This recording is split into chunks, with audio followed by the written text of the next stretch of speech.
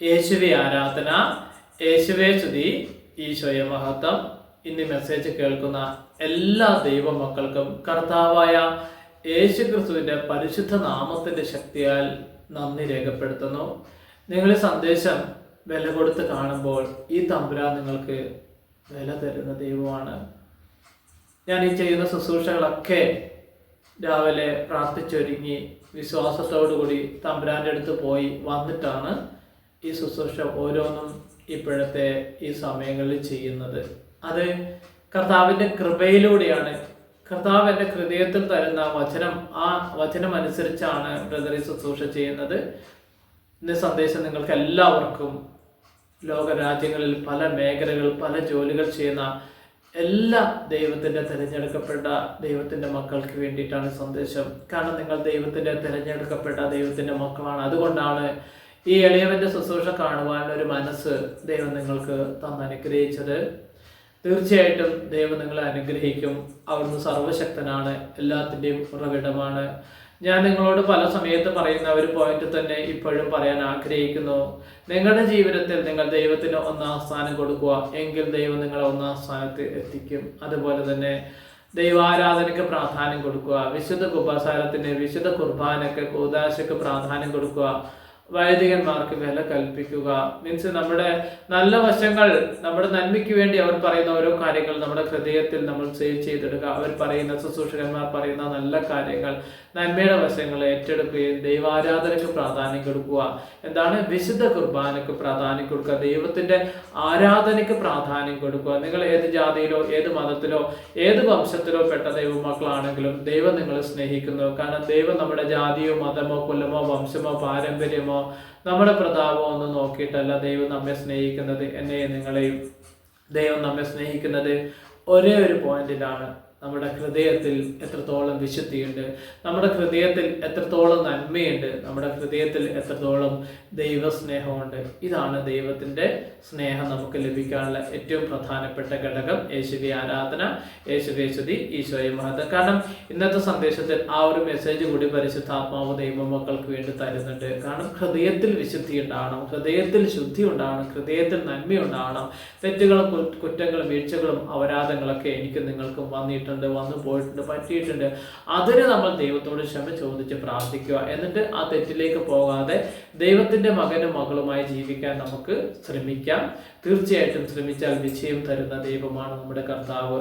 ദൈവത്തെ നമുക്ക് ആരാധിക്കാം, മഹത്വപ്പെടുത്താം, ദൈവത്തെ നമുക്ക് സ്തുതിക്കാം. ദൈവം നമ്മുടെ അപ്പനാണ്, പരിശുദ്ധ അമ്മ നമ്മുടെ അമ്മയാണ്, സ്വർഗീയ പിതാവ് നമ്മുടെ മുത്തച്ഛനാണ്, നമ്മുടെ പിതാവായ ദൈവമാണെന്ന് പറഞ്ഞ് പ്രാർത്ഥിക്കണം. ദൈവാനുഗ്രഹം ലഭിക്കണമെങ്കിൽ ദൈവത്തിന് ഒന്നാം സ്ഥാനം കൊടുക്കണം, ദൈവവചനം പാലിക്കണം, ദൈവത്തിന്റെ കരുണയുള്ള ദൈവമക്കളായി നമ്മൾ ജീവിക്കണം. നമ്മുടെ ദൈവം എന്താണ് നമ്മളെ കാണിച്ചു തന്നിരിക്കുന്നത്? വിശുദ്ധ കുർബാനയിൽ നിങ്ങൾക്ക് കാണാം എന്താണ് കർത്താവ് നമുക്ക് വേണ്ടി തരുന്നത്. സ്വന്തം ശരീരവും സ്വന്തം രക്തവും നമുക്ക് വേണ്ടിയിട്ട്, മാനവകുലത്തിന് വേണ്ടി കട്ട് ചെയ്ത് തരുന്നു, വിവരിച്ചു തരുന്നു, വീതിച്ചു തരുന്നു, അല്ലെ? വീതിച്ചു തരികയാണ് അവിടെ നമുക്ക് തരുന്നത്. അപ്പൊ നമ്മളും ദൈവത്തിന്റെ വീതിച്ചു കൊടുക്കുന്ന മക്കളായി രൂപാന്തരപ്പെടണം. അതാണ് ദൈവം ആഗ്രഹിക്കുന്ന പ്രധാനപ്പെട്ട ഒരു കാര്യം. കാരണം എൻ്റെ ആത്മീയ നോളജിൽ പരിശുദ്ധാത്മാവ് തന്ന വലിയൊരു മെസ്സേജ് ഇതാകുന്നു.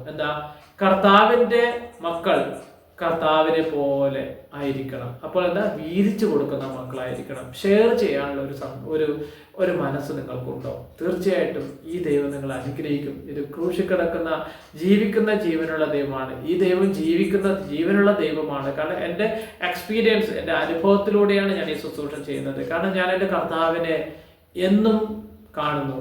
എങ്ങനെ? ഹൃദയത്തിൽ, ജീവിതത്തിൽ, വചനത്തിലൂടെ പല രീതിയിൽ ദൈവം എൻ്റെ കൂടെ പ്രവർത്തിക്കുന്നതായിട്ട് എനിക്ക് അനുഭവപ്പെട്ടിട്ടുണ്ട്. സത്യമാണ് ഞാൻ ഈ പറയുന്നത്, ജെന്യുവനായ സത്യമാണ് ഈ പറയുന്നത്. വിശ്വസിക്കാൻ ബുദ്ധിമുട്ടായിരിക്കും, പക്ഷെ ദൈവത്തിൽ വിശ്വസിക്കുന്നവർക്ക് അത് മനസ്സിലാക്കാൻ സാധിക്കും. തമ്പുരാൻ നമ്മുടെ കൂടെയുണ്ട്, ആളെന്നും നമ്മുടെ കൂടെയുണ്ട്. നിത്യസഹായകനായ പരിശുദ്ധാത്മാവിന്റെ രൂപത്തിലും ഭാവത്തിലും കർത്താവ് ഭൂമിയിൽ സഞ്ചരിക്കുന്നു. കർത്താവ് എല്ലാ രാജ്യത്തും സഞ്ചരിക്കുന്നു. കർത്താവിന് എവിടെ വേണമെങ്കിലും ഏത് സമയത്തും ചെല്ലാനുള്ള അധികാരം സ്വർഗം കൊടുത്തിട്ടുണ്ട്. നിങ്ങൾ ആരാണ് വിശ്വസിച്ച് പ്രാർത്ഥിക്കുന്നത്, ആരാണ് ഹൃദയം നുറുങ്ങി കർത്താവിനെ വിളിക്കുന്നത്, അവരുടെ അടുത്ത് കർത്താവ് വന്നിരിക്കും. ഹൃദയം നുറുക്കി പ്രാർത്ഥിക്കുന്ന, വിലാപത്തോടുകൂടി, സങ്കടത്തോടുകൂടി, എൻ്റെ കർത്താവേ ഞാൻ ഇനി എന്താണ് ചെയ്യേണ്ടത് എന്ന് ചോദിക്കാനുള്ള ഒരു മനസ്സ് നിങ്ങൾക്കുണ്ടോ? ഈ ദൈവം കൂടെ വന്ന് സഹായിക്കും. യേശുവെ ആരാധന. ഇന്നത്തെ ശുശ്രൂഷ ആദ്യം മുതൽ അവസാനം വരെ എല്ലാ മക്കളും ഒന്ന് കാണണം. എൻ്റെ ഒരു അപേക്ഷയാണ്, ദൈവനാമത്തിലുള്ള ഒരു അപേക്ഷയാണ്. ആദ്യം മുതൽ അവസാനം വരെ സ്കിപ്പ് ചെയ്യാതെ കണ്ടിട്ട് ഈ സന്ദേശം നിങ്ങളുടെ മറ്റ് ഗ്രൂപ്പിലോ മറ്റു പ്രാർത്ഥിക്കുന്ന മക്കൾക്കോ ദൈവാനുഗ്രഹം പ്രാപിക്കാനുള്ള മക്കൾക്ക് അയച്ചു കൊടുക്കുക. എന്നിട്ട് അവരോട് പറയാം, ഒന്ന് കണ്ട് പ്രാർത്ഥിച്ച് നോക്ക്, ദൈവം നിങ്ങളെ അനുഗ്രഹിക്കും. അത് ഷെയർ ചെയ്യുക. നിങ്ങൾ ഷെയർ ലൈഫുള്ള ഷെയറിംഗ് ഉള്ളൊരു മക്കളായി സ്വാർത്ഥതക്കാരായി മാറരുത്. എല്ലാവർക്കും ദൈവത്തെ അറിയാനുള്ള സാഹചര്യം ഒരുക്കണം. ദൈവ സന്ദേശം അയക്കണം, ദൈവവചനം അയച്ചു കൊടുക്കണം, നല്ല കാര്യങ്ങൾ അയച്ചു കൊടുക്കണം, ചീത്ത കാര്യങ്ങൾ അയച്ചു കൊടുക്കരുത് എന്നാണ് ഞാൻ അപേക്ഷിക്കുന്നത്. കാരണം അപ്പോൾ ദൈവത്തിൽ നിന്ന് പ്രതിഫലം ലഭിക്കുകയില്ല. നല്ല കാര്യങ്ങൾ അയക്കുമ്പോൾ ദൈവത്തിൽ നിന്ന് പ്രതിഫലം ലഭിക്കും 100%. അതുപോലെ ഈ സന്ദേശത്തിന്റെ അവസാനം നിങ്ങൾക്ക് വേണ്ടി പ്രാർത്ഥിക്കുന്നതായിരിക്കും. നിങ്ങളുടെ നിയോഗത്തിന് വേണ്ടി, നിങ്ങളുടെ ആവശ്യങ്ങൾക്ക് വേണ്ടി കർത്താവിന്റെ സന്നിധിയിൽ നിന്ന് പ്രാർത്ഥിക്കുന്നുണ്ട്. നിങ്ങൾ എല്ലാവരെയും ദൈവത്താൽ തിരഞ്ഞെടുക്കപ്പെട്ട ദൈവമക്കളാണ്. തീർച്ചയായിട്ടും പ്രാർത്ഥനാ റിക്വസ്റ്റ് നിങ്ങൾക്ക് കമന്റ് ബോക്സിൽ ഇടാവുന്നതാണ്. നിങ്ങൾക്ക് വേണ്ടി പ്രാർത്ഥിക്കുന്നതായിരിക്കും. അതനുസരിച്ച് ദൈവം നിങ്ങളെ അനുഗ്രഹിക്കും. നിങ്ങളെല്ലാവരും ദൈവത്താൽ തിരഞ്ഞെടുക്കപ്പെട്ട ദൈവത്തിന്റെ മക്കളാണെന്ന് ഞാൻ വിശ്വസിക്കുന്നു. നിങ്ങളെല്ലാവരും വിശ്വസിച്ച് പ്രാർത്ഥിക്കുക. ഇന്നത്തെ സന്ദേശം വിശുദ്ധ ഗ്രന്ഥം ലൂക്കായുടെ സുവിശേഷം 4-ാം അധ്യായം 18-ാം തിരുവചനം, അതുപോലെ വിശുദ്ധ ഗ്രന്ഥം മത്തായിയുടെ സുവിശേഷം 5-ാം അധ്യായം 8-ാം തിരുവാക്യം. ഈ 2 തിരുവചനമാണ് ഇന്ന് എനിക്ക് പരിശുദ്ധാത്മാവ് തന്ന വചനം. അപ്പോൾ എന്താണ് ഈ തിരുവചനം? എന്താണ് ഈ തിരുവചനത്തിന്റെ പ്രാധാന്യം? ഈ തിരുവചനം നിങ്ങൾക്ക് എങ്ങനെ ആരാധിക്കാം, എങ്ങനെ പ്രാർത്ഥിക്കാം, എങ്ങനെ ധ്യാനിക്കാം എന്നതിനെ കുറിച്ചാണ് ഇന്നത്തെ ചിന്താവിഷയം. യേശുവെ ആരാധന, യേശുവെ സ്തുതി, ഈശോയെ മഹത്വം. നമുക്ക് വചനത്തിലേക്ക് പ്രവേശിക്കാം. വിശുദ്ധ ഗ്രന്ഥം ലൂക്ക 4:18. കർത്താവിന്റെ ആത്മാവ് എൻ്റെ മേൽ ഉണ്ട്, ദരിദ്രരെ സുവിശേഷം അറിയിക്കാൻ അവിടുന്ന് എന്നെ അഭിഷേകം ചെയ്തിരിക്കുന്നു. ബന്ധിതർക്ക് മോചനവും അന്ധർക്ക് കാഴ്ചയും അടിച്ചമർത്തപ്പെട്ടവർക്ക് സ്വാതന്ത്ര്യവും. എന്താണ്? കർത്താവിന്റെ ആത്മാവ് എൻ്റെ മേലുണ്ട് മീൻസ് എന്റെയും നിങ്ങളുടെയും മേൽ, മീൻസ് ഈ കാണുന്ന സന്ദേശമുള്ള എല്ലാവരുടെ മേൽ കർത്താവിന്റെ ആത്മാവുണ്ട്. കർത്താവിന്റെ ആത്മാവ് ഉണ്ടെങ്കിൽ മാത്രമേ നമുക്ക് കർത്താവിനെ പ്രഘോഷിക്കാനും കർത്താവിന്റെ വചനം കേൾക്കാനും കർത്താവിന്റെ സന്ദേശം, നല്ല കാര്യങ്ങൾ മറ്റുള്ളവരിലേക്ക് എത്തിക്കാനും സാധിക്കുള്ളൂ. അതാണ് കർത്താവിന്റെ ആത്മാവിന്റെ ശക്തി. കാരണം പരിശുദ്ധാത്മാവിന്റെ ശക്തി നിങ്ങൾക്കുണ്ടെങ്കിൽ ക്രൂശിതനെ കുറിച്ച് 2 വാക്കുകളും പറയാനുള്ള ഒരു ക്യൂരിയോസിറ്റി, ഒരു പ്രത്യേക ഒരു എനർജി നമുക്ക് ലഭിക്കും. ക്രൂശിതനെ കുറിച്ച് പറയണമെങ്കിൽ അത് പിതാവായ ദൈവത്തിൽ നിന്ന് പെർമിഷൻ വേണം. നമ്മൾ വിചാരിച്ച പോലെയൊന്നുമില്ല. യേശുക്രിസ്തുവിനെ പ്രഘോഷിക്കണമെങ്കിൽ പിതാവിൽ നിന്ന് അധികാരം ലഭിക്കണം. പിതാവിന്റെ അധികാരമില്ലാണ്ട് ഒരാൾക്കും പറ്റത്തില്ല. ഞാൻ തന്നെ ഒരുപാട് ആഗ്രഹിച്ചിരുന്നു ഈശോയെ കുറിച്ച് പറയാൻ, പക്ഷെ പറ്റുന്നില്ല. തടസ്സങ്ങൾ. മുമ്പൊക്കെ ആണെങ്കിൽ ആദ്യത്തെ കാലഘട്ടത്തിലൊക്കെ ഓൺലൈനിലൂടെ ശുശ്രൂഷ ചെയ്യുമ്പോൾ ഒരു 4 ദിവസം അല്ലെങ്കിൽ ഒരാഴ്ചക്ക് ഒരു ശുശ്രൂഷയാണ് ഞാൻ പ്ലാൻ ചെയ്തത്. പക്ഷെ അതുപോലെ എനിക്ക് ചെയ്യാൻ പറ്റിയിട്ടില്ല. ആദ്യത്തെ 2 ആഴ്ച ചെയ്യും, പിന്നെ പറ്റത്തില്ല. എന്നാണല്ല, പറ്റുന്നില്ല. എന്ത് ചെയ്യാൻ പറ്റും? അങ്ങനെ ഞാൻ പ്രാർത്ഥിച്ചൊരുങ്ങി. എനിക്ക് വേണ്ടി എൻ്റെ സ്പിരിച്വൽ ടീം പ്രാർത്ഥിക്കുന്നത്. അപ്പൊ അവരുടെയും ആഗ്രഹം ബ്രദർ വചനം പ്രഘോഷിക്കണം എന്നൊരാഗ്രഹം. എനിക്ക് ആഗ്രഹമുണ്ട്, പക്ഷെ പറ്റുന്നില്ല. എന്ത് ചെയ്യാൻ? അപ്പോൾ എനിക്കറിയാം ദൈവത്തിന്റെ അധികാരമില്ലാതെ നമുക്ക് തമ്പുരാനെ കുറിച്ച് പറയാൻ സാധ്യമല്ല. കാരണം അതാണ് സത്യം. അപ്പോൾ ക്രൂശിനെ കുറിച്ച് 2 വാക്ക്, ഈശോയെ കുറിച്ച് 2 വാക്ക് പറയാൻ നിങ്ങൾക്ക് പറ്റുമെങ്കിൽ, ഒരു ദിവസം 3 മിനിറ്റെങ്കിലും നിങ്ങൾക്ക് വചനം പറയാൻ പറ്റുമെങ്കിൽ, വചനം മറ്റുള്ളവർക്ക് എത്തിക്കാൻ സാധിക്കുമെങ്കിൽ അത് വലിയ കാര്യമാണ്. സ്വർഗത്തിൽ ദൈവം പ്രതിഫലം തരും, തീർച്ചയായിട്ടും തരും. കാരണം കർത്താവിന്റെ തിരുവചനം എന്താണെന്ന് നിങ്ങൾ മനസ്സിലാക്കാം. അത് സ്വർണത്താൽ എഴുതിയതാണ്. അത് പ്രവർത്തിക്കുന്ന ജീവനുള്ള വചനമാണ്. ഞാൻ വിശ്വസിക്കുന്നു. എൻ്റെ ലൈഫ് ഒരുപാട് ശുശ്രൂഷ ജീവിതത്തിൽ 10,000 10,20,000 ആളുകളുടെ ജീവിതത്തിൽ മാറ്റങ്ങൾ വന്നിട്ടുണ്ട്. ആ വചനത്തിലൂടെ, ഈ വചനത്തിലൂടെ മാറ്റങ്ങൾ വന്നിട്ടുണ്ട് ഒരുപാട് പേർക്ക്. അപ്പോൾ എന്താ? ലൂക്ക 4:18 കർത്താവിന്റെ ആത്മാവ് എൻ്റെ മേലുണ്ട്. അപ്പൊ നിങ്ങൾ ഓരോരും കർത്താവിന്റെ ആത്മാവ് എൻ്റെ മേലുണ്ട്, നിങ്ങളുടെ മേലുണ്ട്. നിങ്ങളുടെ പേര് പറഞ്ഞ് പ്രാർത്ഥിക്കുക. തമ്പുരാനെ, അങ്ങയുടെ ആത്മാവ് എൻ്റെ ഹൃദയത്തിൽ, എൻ്റെ ജീവിതത്തിലുണ്ട്. ഞാൻ വിശ്വസിക്കുന്നു എന്ന് പറഞ്ഞ് പ്രാർത്ഥിക്കുമ്പോൾ ഉണ്ടല്ലോ, അവിടെ ദൈവത്തിന്റെ ആത്മാവിന്റെ ശക്തി വ്യാപരിക്കും. എന്താ? കർത്താവിന്റെ ആത്മാവ് എൻ്റെ മേലുണ്ട്, ദരിദ്രരെ സുവിശേഷം അറിയിക്കുവാൻ അവിടുന്ന് എന്നെ അഭിഷേകം ചെയ്തിരിക്കുന്നു. ആരാണ് ദരിദ്രൻ?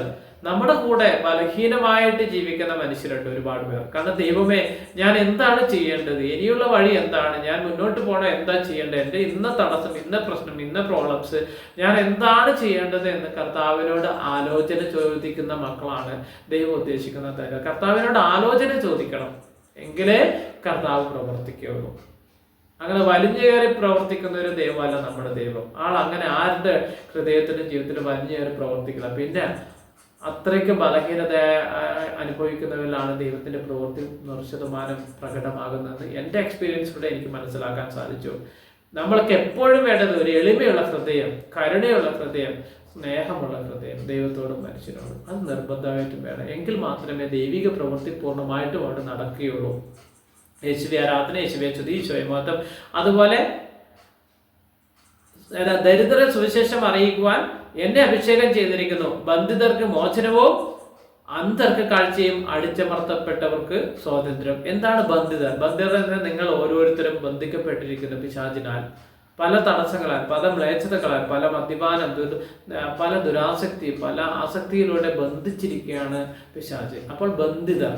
അതുപോലെ തന്നെ അന്ധർക്ക് കാഴ്ച. ചില സമയം അന്ധമായ ഒരു ജീവിത രീതി നയിക്കുന്ന മക്കളുണ്ടാകും. അന്ധമായി പല വ്യക്തികളെയും അന്ധമായി വിശ്വസിക്കുന്നു. ദൈവത്തെ മറന്ന് മനുഷ്യനെ ആരാധിക്കുന്ന മക്കളെ ഞാൻ കണ്ടിട്ടുണ്ട്. അത് ദൈവഹിത അല്ല. അതല്ല ദൈവഹിതം. ദൈവത്തെ ആരാധിക്കുക, മനുഷ്യനെ സ്നേഹിക്കുക, ബഹുമാനിക്കുക, അവർ പറയുന്ന കാര്യങ്ങൾ മനസ്സിലാക്കി ജീവിതത്തിൽ നല്ലതാണെങ്കിൽ ഏറ്റെടുക്കുക, ചീത്തയാണെങ്കിൽ ഉപേക്ഷിക്കുക. ഇതാണ് സത്യം. അപ്പോൾ എന്താ? അന്ധരുണ്ട് നമ്മുടെ ജീവിതത്തിൽ. ഒരുപാട് അന്ധരുണ്ട്. കണ്ണ് കാണാം എങ്കിലും അവർ ദൈവത്തെ ദോഷം ചെയ്യും, ദൈവത്തെ കുറ്റം പറയും. ദൈവമാണ് ഇത് ചെയ്തത്, ദൈവമാണ് ഇത് എങ്ങനെ പറയുന്ന മനുഷ്യൻ. അതാണ് അന്ധർ. ഒരിക്കലും നമ്മുടെ തെറ്റുകളിലൂടെയാണ് നമ്മുടെ ജീവിതത്തിൽ പരാജയം വരുന്നത്. നമ്മുടെ തിന്മയാണ് നമ്മളെ അറ്റാക്ക് ചെയ്യുന്നത്. അല്ലാതെ ദൈവം നമ്മളെ ശിക്ഷിക്കുന്നില്ല. നമ്മൾ ദൈവത്തിന് ഇഷ്ടമുള്ള കാര്യങ്ങളൊന്നും ചെയ്യത്തില്ല. പിശാചിന് ഇഷ്ടമുള്ള കാര്യം ചെയ്യുമ്പോൾ നമ്മൾ അന്ധരായി തീർന്നു. അവിടെയാണ് ദൈവിക പ്രവൃത്തി നടക്കാതെ തടസ്സമായി കിടക്കുന്നത്. ദൈവത്തിന്റെ ഇഷ്ടമുള്ള ദൈവത്തിന്റെ മക്കളായി നിങ്ങൾ ജീവിച്ചു നോക്കുക. ഈ ദൈവം പ്രവർത്തിക്കും. 100% നിങ്ങൾക്ക് റിസൾട്ട് കിട്ടും. നിങ്ങൾ ഇന്ന് മുതൽ ഒരു 3 മാസത്തേക്ക് ദൈവവചനം പാലിക്കുന്ന, ദൈവകൽപ്പന പാലിക്കുന്ന, ദൈവകരുണയുള്ള, ദൈവ കൂദാശ, വിശുദ്ധ കൂദാശ, കുർബാനക്ക് പ്രാധാന്യം കൊടുത്തുകൊണ്ട്, ദൈവാരാധനയ്ക്ക് പ്രാധാന്യം കൊടുത്തുകൊണ്ട് ഒരു 3 മാസം നിങ്ങൾ ജീവിച്ചു നോക്കുക. നിങ്ങളുടെ ജീവിതത്തിൽ അത്ഭുതങ്ങൾ നടക്കും. എന്നിട്ട് വചനം ചൊല്ലി പ്രാർത്ഥിക്കണം. എന്താ? ലൂക്ക 4:18. ലൂക്ക 4:18 ഒരു 1000 തവണയൊക്കെ ചൊല്ലി പ്രാർത്ഥിക്കണം. നിങ്ങളുടെ രോഗാവസ്ഥയൊക്കെ പമ്പ കടക്കും. നിങ്ങളുടെ മനസ്സിന് വേദനകൾ, മുറിവുകൾ മാറും. നിങ്ങളുടെ രോഗാവസ്ഥയ്ക്ക് വിടുതൽ ലഭിക്കും. മാറ്റങ്ങൾ ഉണ്ടാവും, നന്മകൾ ഉണ്ടാവും, ഉയർച്ചകൾ ഉണ്ടാവും, അഭിഷേകം ഉണ്ടാവും. കർത്താവിന്റെ സ്നേഹം ലഭിക്കും. കർത്താവിന്റെ സ്നേഹം ലഭിക്കണമെങ്കിൽ കർത്താവിന്റെ വചനത്തിന് പ്രാധാന്യം കൊടുക്കണം.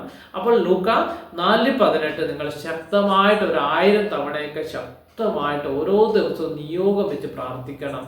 മറ്റുള്ളവരെ നിങ്ങൾ നോക്കണ്ട. മറ്റുള്ളവരെ നോക്കിയാൽ നിങ്ങൾ വീണ്ടും പോകും. നിങ്ങൾ ദൈവത്തെ, ഈ കുരിശിച്ചറച്ച് ഈശോയെ നോക്കുക. ഈ ക്രൂശത്തിനെ, ഈ പിതാവിനെ നോക്കുക. ഈ പിതാവിനെ നോക്കി നിങ്ങൾ നടന്നെങ്കിൽ നിങ്ങൾ വീഴുകയില്ല. മനുഷ്യനെ നോക്കി നടന്നാൽ നിങ്ങൾ വീഴുമെന്ന് ഞാൻ 100% ഉറപ്പ് പറയുന്നു. കാരണം മനുഷ്യൻ ബലഹീനനാണ്, പൊടിയാണ്. വചനത്തിൽ പറയുന്നുണ്ട്. എന്താ? പൊടിയാണ്. ഞാനും നിങ്ങളും എത്ര വലിയ ആളാണെങ്കിലും പൊടിയാണ്. ദൈവസന്നിധിയിൽ വെറും പൊടി മാത്രമാകുന്നു. അപ്പോൾ ഈ കർത്താവിനെ കണ്ട് നിങ്ങൾ നടക്കുക, നിങ്ങൾ വിജയിക്കും. കർത്താവിന്റെ സ്നേഹത്തിൽ ഒട്ടി നിൽക്കുക. അതുപോലെ തന്നെ പറയുന്നുണ്ട്, എന്താ? അന്ധർക്ക് കാഴ്ചയും അടിച്ചമർത്തപ്പെട്ടവർക്ക് സ്വാതന്ത്ര്യം. കാരണം ആരാണ് കുടുംബത്തിൽ പല രീതിയിൽ, പല മേഖലകളിൽ, പല വ്യക്തികളും ഇന്നും അടിച്ചമർത്തപ്പെട്ട ഒരു അവസ്ഥയിലാണ്. ഒരു ചെങ്ങലക്കൂട്ടിൽ കഴിയുന്ന ഒരുപാട് ആത്മാക്കളെ എനിക്ക് കാണാൻ പറ്റുന്നുണ്ട്. അപ്പോൾ അവർ ദൈവത്തെ അറിയാത്തത് കൊണ്ടാണ് ആ ചെങ്ങലക്കൂട്ടി കിടക്കുന്നത്. കർത്താവിന്റെ വചനം ചൊല്ലി പ്രാർത്ഥിക്കുമ്പോൾ കർത്താവ് നിങ്ങളെ മോചിപ്പിക്കും. ഞാൻ ഉറപ്പ് പറയുന്നത്, നിങ്ങൾ ദൈവവചനം പാലിക്കുക. ദൈവത്തിന്റെ കൽപ്പന, വിശുദ്ധ ഗ്രന്ഥം ഒന്ന് വായിച്ച് ഒന്ന് ദൈവത്തിന്റെ മക്കളായി രൂപാന്തരപ്പെടാൻ ആഗ്രഹിക്കുക. ദൈവം നിങ്ങളെ അനുഗ്രഹിക്കും. നിങ്ങൾ എല്ലാവരും ദൈവത്താൽ തിരഞ്ഞെടുക്കപ്പെട്ട ദൈവത്തിന്റെ മക്കളാണ്. എല്ലാവരും ഈ വചനം 1000 തവണയൊക്കെ ചൊല്ലിയിട്ട് എഴുതിയിട്ടൊക്കെ ഒന്ന് പ്രാർത്ഥിച്ചു നോക്കുക. അതുപോലെ ഈ വചനം മറ്റുള്ളവർക്ക് കൊടുക്കാനുള്ള ഒരു മനസ്സ്, ഈ സന്ദേശം മറ്റുള്ളവർക്ക് കൊടുക്കാനും ഷെയർ ചെയ്യാനും ദൈവവചനം എത്തിക്കാനുള്ള മനസ്സ് നിങ്ങൾക്കുണ്ടോ? നിങ്ങൾ അഭിഷേകം പ്രാപിക്കും, നിങ്ങൾ അനുഗ്രഹം പ്രാപിക്കും. നിങ്ങളിൽ സ്വാർത്ഥതയില്ലെങ്കിൽ ദൈവം നിങ്ങളെ അനുഗ്രഹിക്കും. യേശുവേ ആരാധന, യേശുവേ സ്തുതി, ഈശോയെ മഹത്വം. പിതാവേ, അങ്ങയുടെ വലിയ ഈ വചനം, ഈ ഇത്രയും വലിയ സ്നേഹമുള്ള വചനം ഞങ്ങൾക്ക് തന്നതിനെയോർത്ത് ഞങ്ങൾ ദൈവമേ അങ്ങയോട് നന്ദി പറയുന്നു. ഇന്നത്തെ സുപ്രഭാതം മുതൽ സായാഹ്നം വരെയുള്ള എല്ലാ കാര്യങ്ങളും സന്തോഷപ്രദമായി ഒരുക്കി തന്നിരിക്കുന്ന ദൈവമേ, ഞാൻ അങ്ങയോട് നന്ദി പറയുന്നു. ദൈവത്തോട് നന്ദി പറഞ്ഞ് പ്രാർത്ഥിക്കണം എല്ലാ മക്കളും. നമുക്ക് എന്ത് തന്നെങ്കിലും അതിന് നന്ദി പറയണം. ചെറിയൊരു ഗിഫ്റ്റ് ആണെങ്കിലും ദൈവത്തോട് നന്ദി പറയണം. വലിയ ഗിഫ്റ്റ് ആണെങ്കിൽ വലിയ അഭിഷേകത്തോടു കൂടി നന്ദി പറയണം. എന്നാൽ നമ്മൾ നന്ദി പറഞ്ഞ് പ്രാർത്ഥിക്കണം. തമ്പുരാന്റെ നന്ദിയുള്ള ദൈവമക്കളായി നമ്മൾ എല്ലാവരും രൂപാന്തരപ്പെടാനാണ് നമ്മുടെ പിതാവ് ആഗ്രഹിക്കുന്നത്. അതുപോലെ തന്നെ പ്രധാനപ്പെട്ട ഒരു മെസ്സേജാണ് അടുത്ത് മത്തായി 5:8. ഹൃദയശുദ്ധിയുള്ളവർ ഭാഗ്യവാന്മാർ, അവർ ദൈവത്തെ കാണും. ആരാണ് ഹൃദയശുദ്ധിയുള്ളവർ? നമ്മൾ നന്മ വേണം, നമ്മൾ കരുണ വേണം, നമ്മൾ സ്നേഹം വേണം, മറ്റുള്ളവരോട് ബഹുമാനവും സ്നേഹവും. നമുക്ക് കുറെ പോരായ്മകളുണ്ട്, എനിക്കും കുറെ പോരായ്മകളുണ്ട്. ദേഷ്യം കോപമൊക്കെ മനുഷ്യ സഹജമാണ്, ദൈവത്തിന് അറിയാം. പക്ഷെ എങ്കിലും ഞാൻ ഒരു കാര്യം, നിങ്ങൾ എത്ര വലിയ ദേഷ്യം എത്ര വലിയ കോപിയാണെങ്കിലും ആ കോപം അവസാനിപ്പിക്കണം. എന്നിട്ട് ദൈവത്തിൻ്റെ മകനും മകളുമായിട്ട് ഈശോയെ, എനിക്ക് പറ്റിപ്പോയി പിതാവേ, എൻ്റെ ബലഹീനതയാണത് ചെയ്യിപ്പിച്ചത്, എന്നോട് ക്ഷമിക്കണമേ എന്ന് പറഞ്ഞ് അനുദപിക്കാനുള്ള ഒരു ഹൃദയം എനിക്ക് നിങ്ങൾക്ക് വേണം. നമുക്കൊരു തെറ്റ് പറ്റിയെങ്കിൽ നമ്മൾ അതിനെ ക്ഷമിക്കുക, പൊറുക്കുക. ദൈവനാമത്തിൽ നമ്മൾ ആ തെറ്റിനെ മാറ്റി ശരിയിലേക്ക് സഞ്ചരിക്കാൻ ശ്രമിക്കണം. അവിടെയാണ് ദൈവാനുഗ്രഹം. അപ്പോൾ എന്താ, ആരാണ് ഭാഗ്യവാന്മാർ?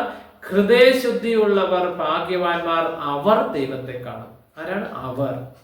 അവിടെ വചനം കൃത്യമായിട്ട് വായിക്കണം. നിങ്ങൾ തിരുവചനം എടുത്ത് ബൈബിൾ എടുത്ത് വായിക്കണം.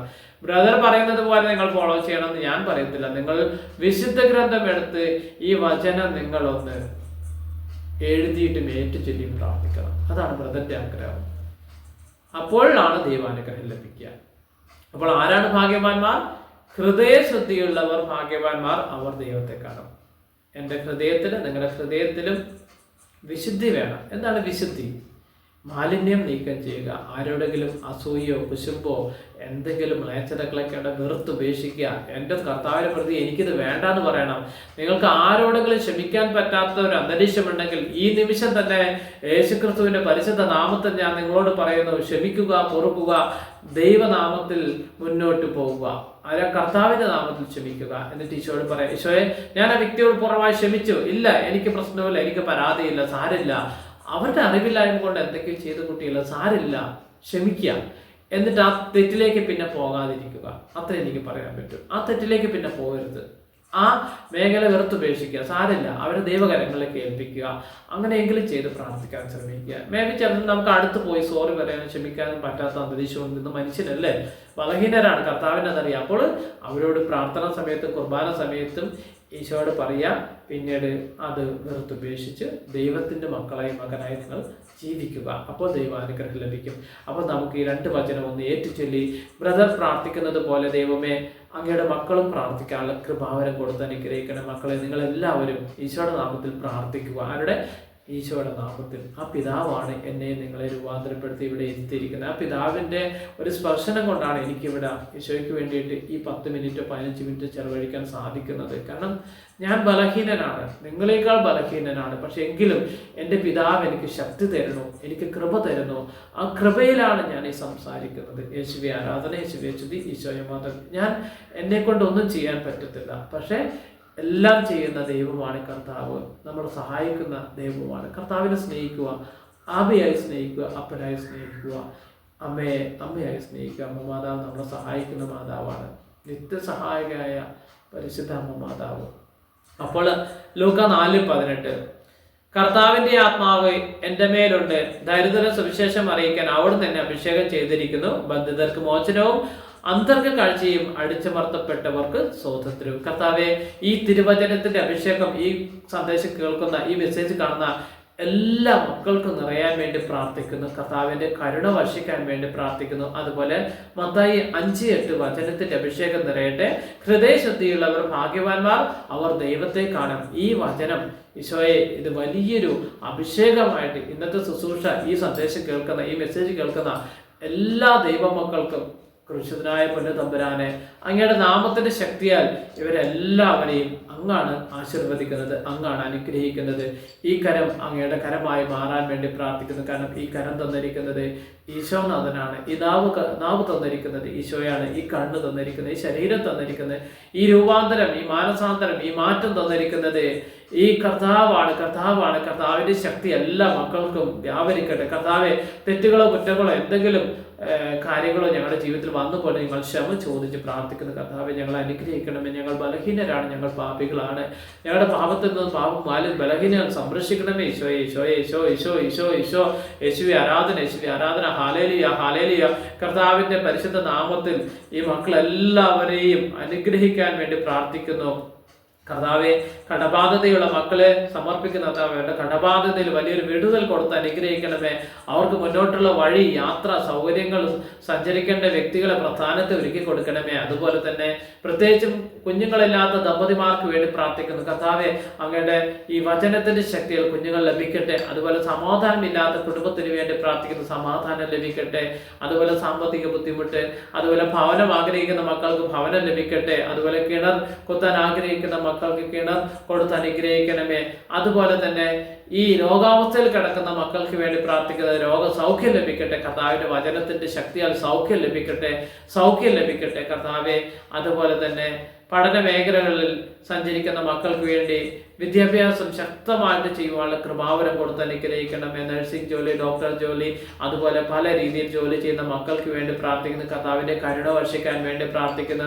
അതുപോലെ വിദേശ യാത്രയ്ക്ക് വേണ്ടി തയ്യാറാകുന്ന മക്കൾക്ക് വേണ്ടി പ്രാർത്ഥിക്കുന്നു. കർത്താവെ, തടസ്സങ്ങളോ പ്രയാസങ്ങളോ ബുദ്ധിമുട്ടുകളോ ഒന്നുമില്ല, അതിൽ വളരെ സന്തോഷമായിട്ട് ട്രാവൽ ചെയ്യുവാൻ ദൈവാനുഗ്രഹം പ്രാപിക്കുവാനുള്ള കൃപാവരത്തിന് വേണ്ടി പ്രാർത്ഥിക്കുന്നു. യേശുവേ ആരാധന, യേശുവേ സ്തുതി, ഈശോയെ മഹത്വം. നമുക്ക് എല്ലാവർക്കും ഒരു മിനിറ്റ് പരിശുദ്ധ അമ്മയോട് ചേർന്ന് നമുക്കൊന്ന് പ്രാർത്ഥിക്കാം. നന്മ നിറഞ്ഞ മറിയമേ സ്വസ്തി, കർത്താവ് അങ്ങയുടെ കൂടെ സ്ത്രീകളിൽ അങ്ങ് അനുഗ്രഹിക്കപ്പെട്ടവളാണ്. അങ്ങയുടെ തരത്തിൽ ഫലമായി ഈശോ അനുഗ്രഹിക്കപ്പെട്ടവനാണ്. പരിശുദ്ധ മറിയമേ തമ്പുരാന്റെ അമ്മേ, പാപികളായ ഞങ്ങൾക്ക് വേണ്ടി ഇപ്പോഴും ഞങ്ങളുടെ മരണസമയത്തും തമ്പുരാനെ അപേക്ഷിക്കണമേ. ആമേ. യേശുവേ ആരാധന, യേശുവേ സ്തുതി, ഈശോയെ മഹത്വം. പിതാവിന്റെ സ്നേഹം, പുത്രന്റെ കൃപ, പരിശുദ്ധാത്മാവിന്റെ സഹവാസം ഈ സന്ദേശം കേൾക്കുന്ന എല്ലാ മക്കൾക്കും ശക്തമായിട്ട് വ്യാപരിക്കട്ടെ. ഓ പരിശുദ്ധാത്മാവേ, ഓ പാവനാത്മാവേ, ഓ നിത്യസഹായകനായ ദൈവമേ, ഞങ്ങളെ അനുഗ്രഹിക്കണമേ. ഞങ്ങളുടെ ജീവിതത്തിൽ നിരന്തരം നയിക്കുന്ന പരിശുദ്ധ പരമ ദിവ്യകാരൻ ഈശോയ്ക്ക് സ്തുതിയും ആരാധനയും മഹത്വം രേഖപ്പെടുത്തുന്നു. യേശുവേ ആരാധന, യേശുവേ സ്തുതി, ഈശോയെ മഹത്വം. പിതാവെ അനുഗ്രഹിക്കണമേ. ഞങ്ങളുടെ ബലഹീനതയിൽ ഞങ്ങളെ സഹായിക്കണമേ. കർത്താവെ, പരിശുദ്ധ അമ്മ മാതാവേ, സ്വന്തം അമ്മയായി ഞങ്ങൾ അമ്മയെ സ്നേഹിക്കുന്നു. അമ്മ ഞങ്ങളുടെ കൂടെ വന്ന് സഹായിക്കണമേ. ഈശോയിലേക്കുള്ള യാത്ര പരിശുദ്ധ അമ്മ മാതാവാണ്. അമ്മയോട് ചേർന്ന് നമുക്ക് ഈശോയിലേക്ക് യാത്ര ചെയ്യാം. യേശുവേ ആരാധന, യേശുവേ സ്തുതി, ഈശോയെ മഹത്വം. എല്ലാവരും അമ്മയോട് ചേർന്ന് പ്രാർത്ഥിക്കുന്നത് അനുഗ്രഹമാണ്. കൊന്ത ചൊല്ലിയിട്ടൊക്കെ ശക്തമായിട്ട് പ്രാർത്ഥിക്കുക. കണ്ണക്കൊന്ത ചൊല്ലിയിട്ടും കുരിശിന്റെ വഴിയൊക്കെ ചൊല്ലിയിട്ടൊക്കെ വചനം ചൊല്ലിയിട്ടും ബൈബിൾ വായിച്ചിട്ടൊക്കെ നമുക്ക് പരിശുദ്ധാത്മാവിന്റെ കൃപകളും വരങ്ങളും ദാനങ്ങളും നേടിയെടുക്കാം. യേശുവേ ആരാധന, യേശുവേ സ്തുതി, ഈശോയെ മഹത്വം. എല്ലാ മക്കളെ അനുഗ്രഹിക്കട്ടെ. ഈശോയുടെ നാമത്തിൽ അനുഗ്രഹിക്കുന്നു. ഈശോയുടെ നാമത്തിൽ നിങ്ങൾ എന്ത് കാര്യം ചെയ്യുമ്പോഴും കർത്താവായ യേശു ക്രിസ്തു പരിശുദ്ധ നാമത്തിൽ ചെയ്യുവാൻ അനുഗ്രഹം വർഷിക്കും. യേശുവേ ആരാധന, യേശുവേ ആരാധന. ഹാലേലിയ.